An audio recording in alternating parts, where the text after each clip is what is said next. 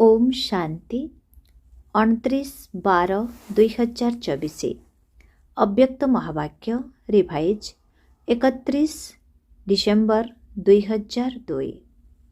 मुरलीर सारांश एही नूतन वर्षरे सर्वसंपत्ति को सफल करी सफलता मूरत हेबार विशेषता देखाओ।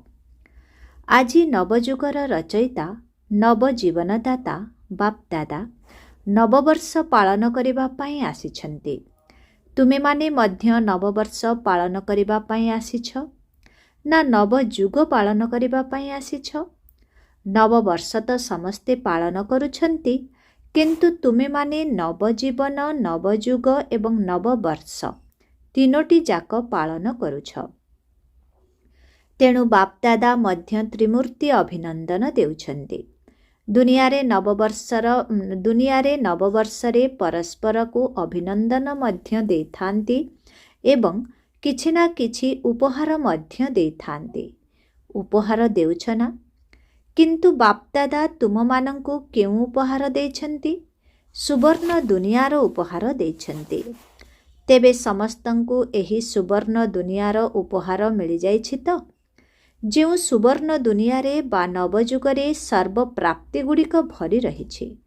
कौन मने अछि निजर राज्य किपरि थिला? सेठारे कौनसी अप्राप्तिर चिन्ह वर्ण नथिला।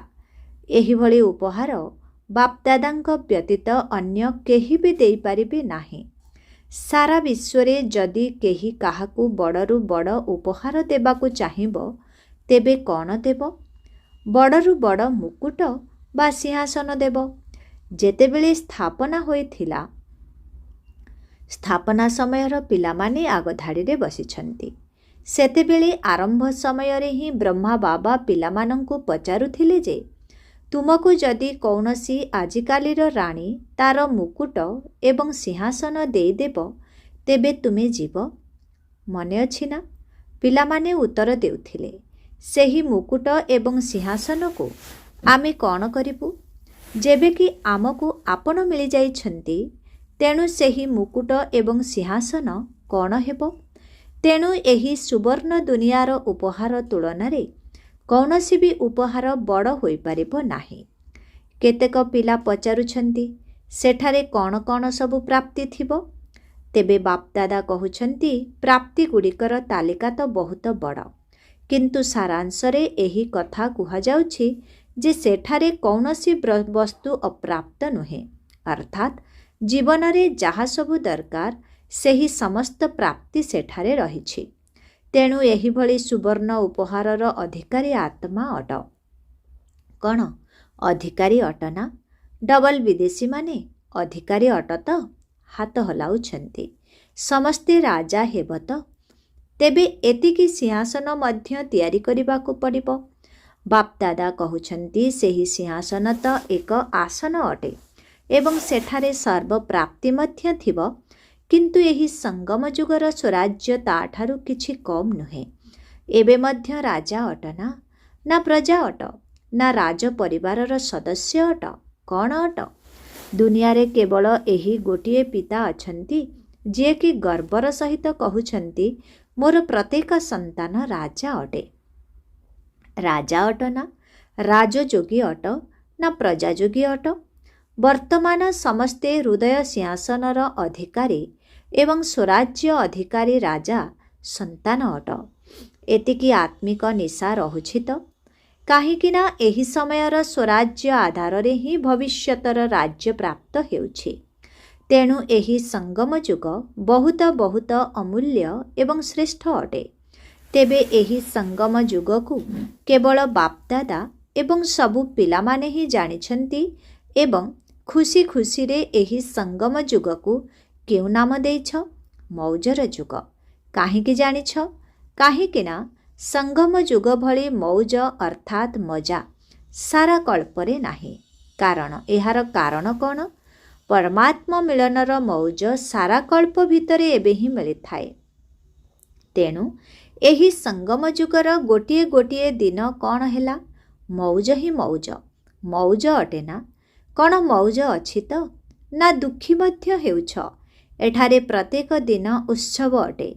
କାହିଁକି ନା ଏଠାରେ ଉତ୍ସାହ ଅଛି, ଉମଙ୍ଗ ଉତ୍ସାହ ଆଜି ଯେ ଆମର ସବୁ ଭାଇ ଭଉଣୀମାନଙ୍କୁ ପରମାତ୍ମା ପିତାଙ୍କର ବାବା କହୁଛନ୍ତି ଉମଙ୍ଗ ଉତ୍ସାହ ଅଛି ଯେ ଆମର ସବୁ ଭାଇ ଭଉଣୀମାନଙ୍କୁ ପରମାତ୍ମା ପିତାଙ୍କର ସନ୍ତାନ କରିବୁ। ସେବାର ଉମଙ୍ଗ ଉତ୍ସାହ ରହୁଛି ନା? ଏମିତି କରିବୁ, ସେମିତି କରିବୁ, ସେମିତି କରିବୁ ଯୋଜନା କରୁଛ ନା? କାହିଁକି ନା ଏଥିରୁ ଯେଉଁ ଶ୍ରେଷ୍ଠ ପ୍ରାପ୍ତି ହେଉଛି ତାକୁ ଅନ୍ୟମାନଙ୍କୁ ନ ଶୁଣାଇ ରହିପାରିବ ନାହିଁ। ତେବେ ଏହି ସଙ୍ଗମ ଯୁଗର ପ୍ରାପ୍ତି ଆଗାମୀ ସୁବର୍ଣ୍ଣ ଯୁଗରେ ମଧ୍ୟ ହେବ, କାରଣ ବର୍ତ୍ତମାନର ପୁରୁଷାର୍ଥର ପ୍ରାରବ୍ଧ ହେଉଛି ଭବିଷ୍ୟତର ସୁବର୍ଣ୍ଣ ଦୁନିଆ। ତେଣୁ ସଙ୍ଗମ ଯୁଗ ଭଲ ଲାଗୁଛି ନା ସତ୍ୟ ଯୁଗ ଭଲ ଲାଗୁଛି? କ'ଣ ଭଲ ଲାଗୁଛି? ସଙ୍ଗମ ଯୁଗ ଭଲ ନା? କେବଳ ମଝିରେ ମଝିରେ ଟିକିଏ ମାୟା ଆସିଯାଉଛି। କେବେ କେବେ ଅଳ୍ପ ଅଳ୍ପ ଦ୍ୱନ୍ଦ୍ୱରେ ମଧ୍ୟ ପଡ଼ିଯାଉଛ। କେତେକ ପିଲା ତ ସହଜ ଯୋଗକୁ ମୁସ୍କିଲ ଯୋଗ କରିଦେଉଛନ୍ତି। ପ୍ରକୃତରେ ମୁସ୍କିଲ ନୁହେଁ, କିନ୍ତୁ କରିଦେଉଛନ୍ତି। ବାସ୍ତବରେ ତ ବହୁତ ସହଜ ଅଟେ। କ'ଣ ମୁସ୍କିଲ ଲାଗୁଛି କି? ଯାହାକୁ ମୁସ୍କିଲ ଲାଗୁଛି ସେମାନେ ହାତ ଉଠାଅ। ସବୁବେଳେ ନୁହେଁ, କିନ୍ତୁ କେବେ କେବେ ମୁସ୍କିଲ ଲାଗୁଛି। ତେବେ ଯେଉଁମାନେ ମୁସ୍କିଲ ଯୋଗୀ ଅଟ ସେମାନେ ହାତ ଉଠାଅ। ମାତାମାନେ ମୁସ୍କିଲ ଯୋଗୀ ଅଟ? ନା, ସହଜ ଯୋଗୀ ଅଟ? ଏଠାରେ କେହି ମୁସ୍କିଲ ଯୋଗୀ ଅଛନ୍ତି କି? କେହି ହାତ ଉଠାଉ ନାହାନ୍ତି। ସାରା ସଭାରେ ହାତ କିପରି ଉଠାଇବେ? ତେବେ ସବୁ ପିଲା ନିଶାର ସହିତ କହୁଛନ୍ତି ମେରା ବାବା। କ'ଣ ମେରା ବାବା ନା ଦାଦୀମାନଙ୍କର ବାବା? ମେରା ବାବା ଅଟନ୍ତି ନା? ସମସ୍ତେ କହିବେ ପ୍ରଥମେ ମୋର। ଏଇଆ ନା? ଏଠାରେ ସବୁ ସିନ୍ଧି ଲୋକମାନେ ମଧ୍ୟ ବସିଛନ୍ତି। ମେରା ବାବା ନା ଦାଦୀ ଜାନକୀଙ୍କର ବାବା ନା ଦାଦୀ ପ୍ରକାଶମଣୀଙ୍କର ବାବା? କାହାର? ମୋର ତ। ସାରା ଦିନ କ'ଣ ମନେ ରହୁଛି? ଯଦି ଗଣତି କରି ଦେଖିବ ବହୁତ ଥର ମୋର ଶବ୍ଦ ବ୍ୟବହାର କରୁଛ। ଯଦି ମୋର ଶବ୍ଦ କହୁଛ ତେବେ ମୋର କିଏ? ମୋର ବାବା। ଏଥିରେ କଷ୍ଟ କ'ଣ ଅଛି? କେବେ କେବେ ଭୁଲି ଯାଉଛ କି ବାପଦାଦା କୌଣସି ନୂଆ ଶବ୍ଦ ଦେଉନାହାନ୍ତି, ଯାହାକୁ ସବୁବେଳେ କାର୍ଯ୍ୟରେ ବ୍ୟବହାର କରୁଛ ମୁଁ ଏବଂ ମୋର। ତେଣୁ ମୁଁ କିଏ ଏବଂ ମୋର କିଏ? କେତେକ ପିଲା କଷ୍ଟକର ପୁରୁଷାର୍ଥ କାହିଁକି କରୁଛନ୍ତି? କେବଳ ଭାବୁଛନ୍ତି ମୋ ସମ୍ମୁଖକୁ ବିନ୍ଦୁ ଆସିଯାଉ। ବିନ୍ଦୁ ବିନ୍ଦୁ ବିନ୍ଦୁ। ତେଣୁ ବିନ୍ଦୁ ଖସି ଯାଉଛି। ତେବେ ବିନ୍ଦୁକୁ ତ ମନେ ପକାଉଛ, କିନ୍ତୁ ସେ କେଉଁ ବିନ୍ଦୁ? ମୁଁ କିଏ ଅଟେ? ନିଜର ଏହି ସ୍ୱମାନକୁ ସ୍ମୃତିକୁ ଆଣ, ତେବେ ପୁରୁଷାର୍ଥ ମନୋରଞ୍ଜନ ପାଲଟିଯିବ। କେବଳ ଜ୍ୟୋତିର୍ବିନ୍ଦୁ କହୁଛ, ତେଣୁ କଷ୍ଟକର ହୋଇଯାଉଛି। ତେଣୁ ସହଜ ଏବଂ ମୌଜବାଲା ପୁରୁଷାର୍ଥ କର। ଏହି ନୂତନ ବର୍ଷରେ ପୁରୁଷାର୍ଥ ମଧ୍ୟ ଶ୍ରେଷ୍ଠ ହେବା ଦରକାର, କିନ୍ତୁ ଶ୍ରେଷ୍ଠ ହେବା ସହିତ ପ୍ରଥମେ ସହଜ ହେବା ଦରକାର। ତେବେ ସହଜ ମଧ୍ୟ ହୋଇଥିବ ଏବଂ ଶ୍ରେଷ୍ଠ ମଧ୍ୟ ହୋଇଥିବ। ଏହା ହୋଇପାରିବ? ଦୁଇଟି ଯାକ ଏକାଠି ହୋଇପାରିବ? ଡବଲ ବିଦେଶୀମାନେ କୁହ, ହୋଇପାରିବ? ତେବେ ବାପଦାଦା ମଧ୍ୟ ଦେଖିବେ। ବାପଦାଦା ତ ସମସ୍ତଙ୍କୁ ଚେକ୍ କରୁଛନ୍ତି ନା? ତେବେ ମୁସ୍କିଲ ଯୋଗୀ କେଉଁମାନେ ହେଉଛନ୍ତି? ସହଜ ଯୋଗୀର ଅର୍ଥ ଏହା ନୁହେଁ ଯେ ବେପରୁଆ ଭାବରେ ପୁରୁଷାର୍ଥ କରୁଥିବ। ତେଣୁ ଶ୍ରେଷ୍ଠ ମଧ୍ୟ ହୋଇଥିବ ଏବଂ ସହଜ ମଧ୍ୟ ହୋଇଥିବ। ତେବେ କ'ଣ ପାଣ୍ଡବମାନେ ସହଯୋଗୀ ଅଟତ? ଯେଉଁମାନେ ସହଜ ଯୋଗୀ ଅଟନ୍ତି ସେମାନେ ହାତ ଉଠାଅ। ଦେଖ, ଟିଭି କ୍ୟାମେରାରେ ଫଟୋ ଉଠି ଯାଇଛି। ତୁମମାନଙ୍କୁ ଅଭିନନ୍ଦନ। ତେବେ ଏହି ବର୍ଷରେ କାହା ପାଖକୁ ବି କୌଣସି କଷ୍ଟକର କଥା ଆସିବ ନାହିଁ, କାହିଁକି ନା ସମସ୍ତେ ସହଜ ପୁରୁଷାର୍ଥୀ ଅଟ। ତେଣୁ କେବେ ବି ବେପରୁଆ ହେବାର ନାହିଁ। ସମୟର ଗତି ଅନୁସାରେ ଏହି ନୂତନ ବର୍ଷରେ ସମସ୍ତଙ୍କୁ ବିଶେଷ କରି ଏହି ଲକ୍ଷ୍ୟ ରଖିବାକୁ ହେବ ଯେ ମୋତେ ଯେଉଁ ସବୁ ସମ୍ପତ୍ତି ଗୁଡ଼ିକ ପ୍ରାପ୍ତ ହୋଇଛି, ସମୟ ହେଉ, ସଂକଳ୍ପ ହେଉ, ଗୁଣ ହେଉ, ଜ୍ଞାନ ହେଉ ବା ଶକ୍ତି ହେଉ, କିନ୍ତୁ ଏହା ମଧ୍ୟରୁ ସବୁଠାରୁ ବଡ଼ ସମ୍ପତ୍ତି ହେଲା ସଂକଳ୍ପର ସମ୍ପତ୍ତି, ଅର୍ଥାତ୍ ଶ୍ରେଷ୍ଠ ଏବଂ ଶୁଦ୍ଧ ସଂକଳ୍ପ ସମ୍ପତ୍ତି।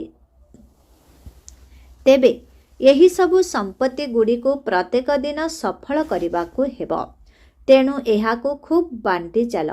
ଦାତାଙ୍କର ମାଷ୍ଟର ଦାତା ଦାତାଙ୍କର ସନ୍ତାନ ମାଷ୍ଟର ଦାତା ହୁଅ ଏବଂ ଖୁବ୍ ବାଣ୍ଟ। କାହିଁକି ବାଣ୍ଟିବ ଜାଣିଛ? କାହିଁକି ନା ବାଣ୍ଟିବା ଅର୍ଥ ସଫଳ କରିବା। ଏବଂ ବାବା କହୁଛନ୍ତି କାହିଁକି ନା ବାଣ୍ଟିବା ଅର୍ଥ ସଫଳ କରିବା ଏବଂ ସଫଳ କରିବା ଅର୍ଥ ସଫଳତାକୁ ପ୍ରାପ୍ତ କରିବା। ତେବେ ଏହି ବର୍ଷର ଏହି ବିଶେଷତାକୁ ସର୍ବଦା କାୟମ ରଖିଥାଅ। ସଫଳ ମଧ୍ୟ କରିବାକୁ ହେବ ଏବଂ ସଫଳତା ମଧ୍ୟ ସୁନିଶ୍ଚିତ ଅଟେ।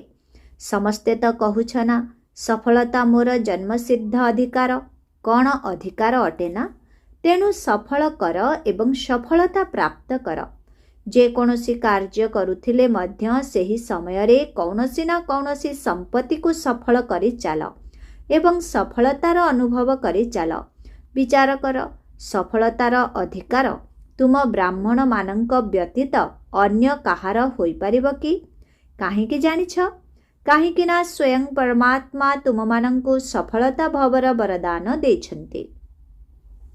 ବାପଦାଦା ସର୍ବଦା ଏହି କଥା କହୁଛନ୍ତି ଯେ ମୋର ପ୍ରତ୍ୟେକ ବ୍ରାହ୍ମଣ ସନ୍ତାନ ସଫଳତାର ତାରକା ଅଟେ ଏବଂ ସଫଳତାର ସ୍ୱରୂପ ଅଟେ। ତେବେ ତୁମେ ସମସ୍ତେ ସଫଳତାର ତାରକା ଅଟ ନା ମେହନତର ତାରକା ଅଟ? ବାପଦାଦା ତ ସବୁ ପିଲାଙ୍କୁ ସଫଳତାର ତାରକାର ସ୍ୱରୂପରେ ଦେଖୁଛନ୍ତି। ମନେ ଅଛି ତ? ଆଦି ସମୟରେ ବ୍ରହ୍ମା ବାବା କେତେ ସମୟ ଭିତରେ ନିଜର ସବୁକିଛି ସଫଳ କରିଦେଇଥିଲେ। ଶେଷ ସମୟ ପର୍ଯ୍ୟନ୍ତ ମଧ୍ୟ ନିଜର ସମୟକୁ ସଫଳ କରିଥିଲେ। ଚାହେ କର୍ମାତୀତ ମଧ୍ୟ ହୋଇଗଲେ ପୁଣି ବି କେତେ ପତ୍ର ବ୍ୟବହାର କରୁଥିଲେ। ଏହିଭଳି ସମୟକୁ ସଫଳ କରିଛନ୍ତି ନା? ଶେଷ ଦିନ ମଧ୍ୟ ମୁଖ ଦ୍ୱାରା ମହାବାକ୍ୟ ଉଚ୍ଚାରଣ କରିଛନ୍ତି। ଶେଷ ଦିନ ପର୍ଯ୍ୟନ୍ତ ସବୁକିଛି ସଫଳ କରିଛନ୍ତି। ସେଥିପାଇଁ ସଫଳତାକୁ ପ୍ରାପ୍ତ କରିନେଲେ। ତେଣୁ ନିଜର ପିତାଙ୍କୁ ଅନୁକରଣ କର। ବାସ୍ତବରେ ସଙ୍ଗମ ଯୁଗର ଗୋଟିଏ ଗୋଟିଏ ସଂକଳ୍ପକୁ ଏବଂ ଗୋଟିଏ ଗୋଟିଏ ସେକେଣ୍ଡକୁ ସଫଳ କରିବା ହିଁ ସଫଳତା ମୂରତ ବାବା। ସମସ୍ତେ ନିଶ୍ଚୟର ସହିତ କହୁଛନ୍ତି ବ୍ରହ୍ମା ବାବାଙ୍କ ପ୍ରତି ମୋର ବହୁତ ସ୍ନେହ ଅଛି। ତେବେ ସ୍ନେହର ଚିହ୍ନ ହେଲା ଯାହା ବାବାଙ୍କୁ ପ୍ରିୟ ଥିଲା ତାହା ପିଲାମାନଙ୍କୁ ମଧ୍ୟ ପ୍ରିୟ ଲାଗୁଥିବ। ସମୟ, ସଂକଳ୍ପ ଏବଂ ସର୍ବ ସମ୍ପତ୍ତି ସଫଳ ହେଉଥିବ, ବ୍ୟର୍ଥରେ ଯାଉନଥିବ। ତେଣୁ ସ୍ନେହର ଚିହ୍ନ ହେଲା ପିତାଙ୍କୁ ଅନୁକରଣ କରିବା। ତେବେ ବ୍ରହ୍ମା ବାବା କେଉଁ ବିଶେଷତା ଦେଖାଇଥିଲେ? ଯାହା ଭାବୁଥିଲେ ତାକୁ ତୁରନ୍ତ କରୁଥିଲେ। କେବଳ ଭାବୁନଥିଲେ, କେବଳ ଯୋଜନା କରୁନଥିଲେ, ବାସ୍ତବିକ ରୂପରେ କରି ଦେଖାଉଥିଲେ। ତେବେ ତୁମେମାନେ ଏହିଭଳି ଅଟ ତ? ଫଲୋ କରିବା ବାଲା ତ ଅଟ ନା? ଭଲ କଥା। ଆଜି ବହୁତ ପିଲା ନୂତନ ବର୍ଷ ପାଳନ କରିବା ପାଇଁ ଆସିଯାଇଛନ୍ତି। ଯଦି ହଲ୍ ମଧ୍ୟ ଛୋଟ ହୋଇଯାଏ ତେବେ ହୃଦୟ ତ ବଡ଼ ଅଟେ ନା? ଦେଖ, ଦିଲ୍ ବଡ଼ ଥିବାରୁ ତ ସମସ୍ତେ ସେଥିରେ ସମାହିତ ହୋଇଯାଇଛନ୍ତି ନା? ଆଜି ସଭାରେ 18-19 ହଜାର ଭାଇ ଭଉଣୀ ବସିଛନ୍ତି। ସମସ୍ତେ ବାହାରେ ବସି ମଧ୍ୟ ଶୁଣୁଛନ୍ତି ନା? ସେମାନେ ତ ଏଠାରେ ଦେଖାଯିବେ ନାହିଁ। ବାପ ଦାଦା ଶୁଣୁଛନ୍ତି ଯେ ବିଦେଶରେ ସବୁଠାରୁ ଅଧିକ ଅଷ୍ଟ୍ରେଲିଆରେ ପିଲାମାନେ ରାତି 12ଟା ବେଳଠାରୁ ବସୁଛନ୍ତି ଏବଂ 4ଟା ବେଳେ ଅମୃତ ବେଳା ଯୋଗ କରି ଉଠୁଛନ୍ତି। ତେଣୁ ବାପଦାଦା ମଧ୍ୟ ଆଜି ଅଷ୍ଟ୍ରେଲିଆକୁ ମନେ ପକାଉଛନ୍ତି। ଶୁଣୁଛ ତ? ଏଠାରେ ଯେଉଁମାନେ ଅଷ୍ଟ୍ରେଲିଆ ନିବାସୀ ଅଛନ୍ତି ସେମାନେ ହାତ ଉଠାଅ। ତ୍ରିମୂର୍ତ୍ତି ଅଭିନନ୍ଦନ। ପ୍ରଥମେ ଅଷ୍ଟ୍ରେଲିଆକୁ, ତାପରେ ସମସ୍ତଙ୍କୁ। ଏହି ବର୍ଷର ଲକ୍ଷ୍ୟ ତ ଶୁଣାଇଦେଲୁ। ସଫଳ କର ଏବଂ ସଫଳତା ତ ନିଶ୍ଚିତ ରହିଛି। ଏହାକୁ ସମସ୍ତେ ପକ୍କା କରିଛ ତ? ତେବେ ସବୁକିଛି ସଫଳ କରିବାକୁ ହିଁ ହେବ, ବ୍ୟର୍ଥ ନୁହେଁ। କାହିଁକି ନା ସଙ୍ଗମ ଯୁଗ ହେଉଛି ସମର୍ଥ ଯୁଗ। ସଫଳତା ପ୍ରାପ୍ତ କରିବାର ଯୁଗ, ବ୍ୟର୍ଥର ଯୁଗ ନୁହେଁ। ତେବେ ବ୍ୟର୍ଥର 63 ଜନ୍ମ ଏବେ ଶେଷ ହୋଇଯାଇଛି। ଏବେ ଏହି ଛୋଟିଆ ଯୁଗଟି ହେଉଛି ସଫଳ କରିବାର ଯୁଗ। ଯଦି ଏବେ ନିଜର ସମୟକୁ ସଫଳ କରିବ ତେବେ ଭବିଷ୍ୟତରେ ମଧ୍ୟ ଅଧାକଳ୍ପ ପର୍ଯ୍ୟନ୍ତ ପୁରା ରାଜ୍ୟ ଅଧିକାରୀ ହେବ। ଯଦି କେବେ କେବେ ସଫଳ କରିବ ତେବେ ରାଜ୍ୟ ଅଧିକାରୀ ମଧ୍ୟ କେବେ କେବେ ହେବ। ତେବେ ସମୟକୁ ସଫଳ କରିବାର ପ୍ରାରବ୍ଧ ଏହା ହିଁ ଅଟେ। ଯଦି ନିଜର ନିଶ୍ୱାସକୁ ସଫଳ କରିବ ତେବେ 21 ଜନ୍ମ ପର୍ଯ୍ୟନ୍ତ ସୁସ୍ଥ ରହିବ। ଚାଲୁ ଚାଲୁ ହାର୍ଟ ଫେଲ୍ ହେବ ନାହିଁ। ଏଠାରେ ତ କାହାର ହାର୍ଟ ଅଟକି ଯାଉଛି, କାହାର ରକ୍ତନଳୀ ବନ୍ଦ ହୋଇଯାଉଛି। ସେଠାରେ ଏସବୁ ନଥିବ। ଜ୍ଞାନରୂପୀ ସମ୍ପତ୍ତିକୁ ମଧ୍ୟ ସଫଳ କର, କାରଣ ଜ୍ଞାନର ଅର୍ଥ ହେଲା ବୁଦ୍ଧିମାନ ହେବା। ସେଠାରେ ତୁମେମାନେ ଏତେ ବୁଦ୍ଧିମାନ ହୋଇଯିବ ଯାହାକି କୌଣସି ମନ୍ତ୍ରୀଙ୍କର ଆବଶ୍ୟକତା ପଡ଼ିବ ନାହିଁ। ଆଜିକାଲି ଦେଖ, ଶପଥ ନେବା ମାତ୍ରକେ ମନ୍ତ୍ରିମଣ୍ଡଳ ଗଢ଼ୁଛନ୍ତି। ସେଠାରେ ସାଥୀ ବହୁତ ଥିବେ, କିନ୍ତୁ ମନ୍ତ୍ରୀ ନଥିବେ। ଦରବାରରେ ବସୁଥିବା ପ୍ରତ୍ୟେକ ରାଜ ପରିବାରର ସଦସ୍ୟମାନେ ମଧ୍ୟ ମୁକୁଟଧାରୀ ହୋଇଥିବେ। ରାଜ ପରିବାର ସଦସ୍ୟମାନେ ମଧ୍ୟ କମ୍ରେ ନଥିବେ। ଯଦିଓ ସିଂହାସନ ଉପରେ ବସିନଥିବେ, କିନ୍ତୁ ପଦ ଏକାଭଳି ହୋଇଥିବ। ସେଥିପାଇଁ ଏକଥା ଭାବ ନାହିଁ ଯେ ସିଂହାସନ ଅଧିକାରୀ ତ ବହୁତ କମ୍ ହେବେ, କିନ୍ତୁ ତୁମେମାନେ ମଧ୍ୟ ରାଜଦରବାରରେ ରାଜ୍ୟ ଅଧିକାରୀ ରୂପରେ ବସିଥିବ। ତୁମମାନଙ୍କ ମସ୍ତକରେ ମଧ୍ୟ ମୁକୁଟ ଥିବ ଏବଂ ତୁମମାନଙ୍କର ପୁରା ଅଧିକାର ମଧ୍ୟ ରହିବ। ତେଣୁ କ'ଣ ହେବ? ନମ୍ବର 1 ନା ନମ୍ବର 12, ଅର୍ଥାତ୍ କ୍ରମାନ୍ୱୟରେ ରହିବ। କ'ଣ ହେବ? ତେଣୁ ଏବେ କ'ଣ କରିବାକୁ ହେବ ଜାଣିଛ ତ? ସମସ୍ତେ ନିଜ ନିଜର ସାହସ ଦେଖାଇଛ, ଏହା ମଧ୍ୟ ବହୁତ ଭଲ କଥା। କିନ୍ତୁ 1 ନମ୍ବର ହେବା ପାଇଁ ହେଲେ ପ୍ରଥମେ ୱିନ୍ କରିବାକୁ ହେବ, ଅର୍ଥାତ୍ ବିଜୟୀ ହେବାକୁ ପଡ଼ିବ। ତେବେ ୱିନ୍ ତ କରୁଛ ନା? କେବେ କରିବୁ କୁହ ନାହିଁ, କରୁଛୁ ବୋଲି କୁହ। ଅନ୍ୟମାନେ ମଧ୍ୟ ଶୁଣୁଛନ୍ତି। ଆଜି ଶୁଣିବାକୁ ମିଳିଲା ଯେ ପୁରୁଣା ସିନ୍ଧ ପ୍ରଦେଶର ବ୍ରହ୍ମାଙ୍କର ସାଥୀ ପିଲାମାନେ ବହୁତ ଆସିଛନ୍ତି। ସେମାନେ ହାତ ଉଠାଅ। ଛୋଟ ପିଲାମାନେ ଉଠ। ସାରା ପରିବାର ସହିତ ଆସିଛନ୍ତି। ଆଚ୍ଛା, କିଛି ନା କିଛି କମାଲ କରି ଦେଖାଇବ ନା? କ'ଣ ଦେଖାଇବ? ସନ୍ଦେଶ ଦେବୁ। ତାହା ତ ଏବେ ବି କରୁଛ। ଆଚ୍ଛା, 38 ଜଣ ଆସିଛନ୍ତି। ତେଣୁ ଚମତ୍କାରୀ କ'ଣ କରିବ? ତୁମମାନଙ୍କୁ କିଛି ଅଧିକ କୁହାଯାଉ ନାହିଁ, ଛୋଟିଆ କଥାଟି କୁହାଯାଉଛି। କରିବା ପାଇଁ ପ୍ରସ୍ତୁତ ଅଛ ତ?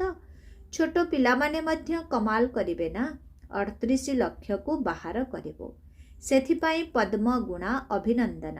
ତୁମେମାନେ ତ ବହୁତ ବଡ଼ କଥା କହିଦେଲ, କିନ୍ତୁ ବାପଦାଦା ଗୋଟିଏ ଛୋଟିଆ କଥା କହୁଛନ୍ତି। ବାବା କହୁଛନ୍ତି, ତୁମେ ପ୍ରତ୍ୟେକ ଜଣେ ଜଣକୁ ହିଁ ସାଥିରେ ଆଣ। କ'ଣ ଆଣିବ ତ? ଜଣେ ଜଣକୁ ଆଣିବ। ପିଲାମାନେ ପିଲାମାନଙ୍କୁ ଆଣିବ। ଯଦି ମାତା ଅଟ, ତେବେ କୌଣସି ଜଣେ ଭାଇକୁ ବା ଭଉଣୀକୁ ଆଣ। କିନ୍ତୁ ସମସ୍ତଙ୍କୁ ଜଣେ ଜଣେ ଆତ୍ମାଙ୍କୁ ଆଣିବାକୁ ହେବ। ଏହି ସଂଗଠନକୁ ଦେଖିନିଅ। ତୁମେ ଏମାନଙ୍କୁ ବିଧି ବତାଇ ଦେବ। ଆସନ୍ତା ବର୍ଷକୁ ସାଥିରେ ନେଇକରି ହିଁ ଆସିବ। ଡବଲ ଗ୍ରୁପ୍ ନେଇ ଆସିବ। ବାପଦାଦା ଏହି କଥା ଚାହୁଁଛନ୍ତି ଯେ ଆରମ୍ଭ ଯେଉଁଠାରୁ ହୋଇଛି, ପ୍ରତ୍ୟକ୍ଷତା ମଧ୍ୟ ସେହିଠାରେ ହିଁ ହେଉ। ଦୟା ଲାଗୁଛି ନା? ବ୍ରହ୍ମା ବାବାଙ୍କର ଦେଶ ଅର୍ଥାତ୍ ଜନ୍ମସ୍ଥାନର ନିବାସୀ ଅଟ। ତେଣୁ ଦେଶବାସୀଙ୍କ ପ୍ରତି ସ୍ନେହ ଥାଏ ନା? ତେବେ ତୁମମାନଙ୍କ ପାଖରେ ତ ସମ୍ପତ୍ତି ବହୁତ ରହିଛି। ଗୁଣରୂପୀ ସମ୍ପତ୍ତି କେତେ ବିଶାଳ ଅଟେ। ଶକ୍ତିଗୁଡ଼ିକର ସମ୍ପତ୍ତି ମଧ୍ୟ କେତେ ବଡ଼ ସମ୍ପତ୍ତି। ତେଣୁ ଗୁଣର ଦାନ, ସର୍ବଶକ୍ତିର ଦାନ କରୁଥିବା ମାଷ୍ଟର ଦାତା ହୁଅ। ଯିଏ ବି ତୁମ ପାଖକୁ ଆସୁ, ଚାହେ ସମ୍ବନ୍ଧରେ ଆସୁ, ଚାହେ ସମ୍ପର୍କରେ ଆସୁ, କିନ୍ତୁ ତାଙ୍କୁ କୌଣସି ନା କୌଣସି ଗୁଣର ବା ଶକ୍ତିର ଉପହାର ନିଶ୍ଚିତ ଦିଅ। କେବେ ବି ଖାଲି ହାତରେ ଯେପରି ନ ଯାଆନ୍ତି। ଯଦି କିଛି ନ ଦେଇପାରିବ, ତେବେ ବାବାଙ୍କର ସନ୍ଦେଶ ରୂପୀ ମିଠା ବାଣୀର ମଧ୍ୟ ଉପହାର ଦିଅ। ଦୁନିଆରେ ଲୋକମାନେ ତ ଉତ୍ସବମାନଙ୍କରେ ପରସ୍ପରର ମୁଖ ମିଠା କରିଥାନ୍ତି, କିନ୍ତୁ ବାପଦାଦା କହୁଛନ୍ତି ମୁଖ ମିଠା ତ କରାଇବାକୁ ହିଁ ହେବ, କିନ୍ତୁ ନିଜର ମିଠା ମୁଖମଣ୍ଡଳ ମଧ୍ୟ ଦେଖାଇବାକୁ ହେବ। କେବଳ ମୁଖ ମିଠା ନୁହେଁ, ଚେହେରା ମଧ୍ୟ ମିଠା। ଏତିକି ମଧୁରତା ଜମା ଅଛି ତ, ଯାହାକି ଯେତେ ବାଣ୍ଟିଲେ ମଧ୍ୟ ଭରପୁର ରହୁଥିବ। ତେବେ ଏହିସବୁ ସମ୍ପତ୍ତି ଗୁଡ଼ିକୁ ମଧ୍ୟ ଯେତେ ବାଣ୍ଟୁଥିବ, ସେତେ ବଢ଼ୁଥିବ, କମ୍ ହେବ ନାହିଁ। ତେଣୁ ଏହି ବର୍ଷରେ ଧ୍ୟାନ ରଖିବ ଯେ ମୋ ପାଖକୁ ଯିଏ ବି ଆତ୍ମା ଆସୁଛି, ତାକୁ ମୁଁ କିଛି ଦେଉଛି ତ? ଯଦି ସେ ଶୁଣିବା ବାଲା ମଧ୍ୟ ନୁହେଁ, ତେବେ ତାକୁ ମିଠା ମିଠା ଶକ୍ତିଶାଳୀ ଦୃଷ୍ଟି ମଧ୍ୟ ଦିଅ। କିନ୍ତୁ ଦିଅ ନିଶ୍ଚିତ। କେହି ବି ଖାଲି ହାତରେ ନ ଯାଉ। ଏହା ତ ସହଜ ଅଟେ ନା କଷ୍ଟକର ଅଟେ? ଆଚ୍ଛା, ଗୋଟିଏ ସେକେଣ୍ଡ ଭିତରେ ମନର ଡ୍ରିଲ୍ ମନେ ଅଛି ତ? ସମସ୍ତେ ସାରା ଦିନ ଭିତରେ କେତେ ଥର ଏହି ଡ୍ରିଲ୍ କରୁଛ ତାକୁ ଲେଖ।